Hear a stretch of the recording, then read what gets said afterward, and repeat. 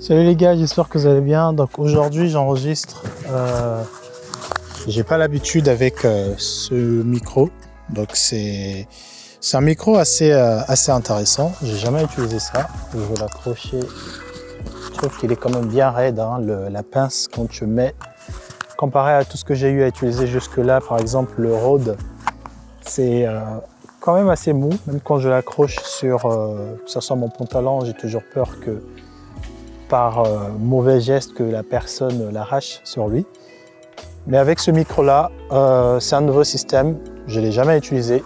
Comme je dis, je suis habitué soit au Rode vidéo Wireless Go 2 ou au Tascam d'Airtel. Alors, il y a plusieurs choses que j'aime bien de ce micro déjà. Déjà, la durée de la batterie, c'est quelque chose de... c'est juste incroyable. Et aussi la charge. Alors quand tu finis de... c'est un peu le même système avec les DJI, pour ceux qui connaissent. Ça veut dire que tu as une grosse boîte.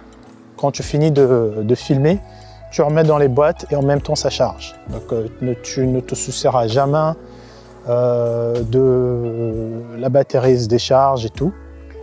Et aussi, je trouve ça assez drôle quand même. Il y a plusieurs personnes, quand ils achètent ce micro, ils se disent que oui, mais il y a une distance de 100 mètres, tu peux l'utiliser jusqu'à 100 mètres. Mais les gars, à quel moment tu vas filmer?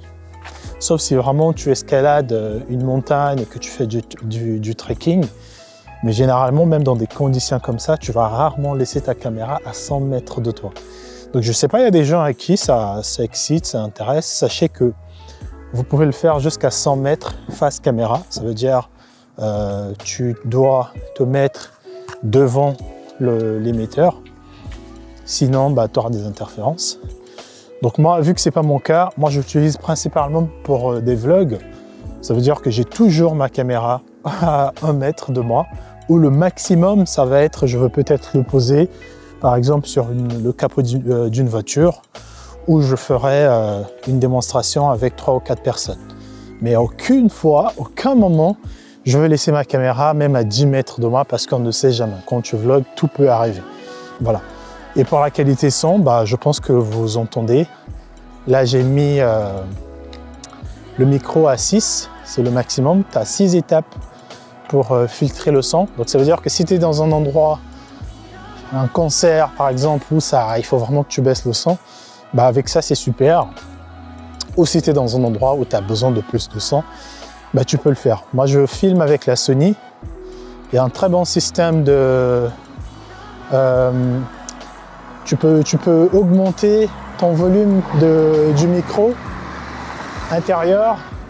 Comme ça, soit tu baisses minimum jusqu'à 2, comme ça tu boostes le son. Et donc là vous entendez, je vais désactiver le filtre de la vidéo, de l'audio, parce que je mets toujours des filtres sur mes fichiers audio. Je vais désactiver pour que vous entendez bien uniquement le son du micro, brut.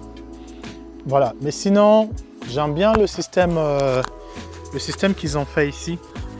Et franchement, c'est beaucoup mieux, parce qu'il y a des gens qui disent que oui, mais c'est similaire à ce que Rode avait fait en premier. Ça n'a rien à voir. Le truc de Rode, dès que tu le tiens par, j'ai envie de dire, par les cheveux, tu sens que ça va tomber.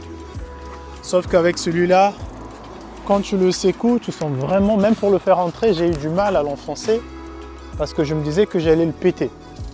Donc voilà, c'est aussi safe que le système du Wireless Go. Le Wireless Go 2, quand tu le mets dessus, tu sais très bien qu'il ne va pas te lâcher, il ne va pas se casser. Donc voilà un peu. Et en termes de durabilité, il y a plus d'autonomie dessus que sur le Rode. Donc voilà, hein. Je ne sais pas ce que vous voulez d'autre. Hein. Voilà un vrai test dans la vraie vie, avec une vraie personne qui parle. Je ne suis pas dans un studio, je suis dans la rue, vous entendez des voitures. Là, je suis devant un parc, terrain de basket, il y a des gens qui jouent. Voilà, ça vous donne un peu une idée aussi sur l'isolement. Et si vous ne voulez pas le montrer, vous pouvez le cacher comme ça. Donc vous le pincez sous votre sous-vêtement. Donc moi, je l'ai mis sur mon débardeur. Comme ça, il n'y a personne qui voit un gros logo céramique, et surtout ça ça gâche un peu ton t-shirt. Donc voilà les gars, je mettrai le lien dans la description si vous êtes intéressé pour l'acheter. Et si Sarah Monique est intéressée de m'envoyer d'autres produits pour faire des revues, I'm always down. Allez, à toutes.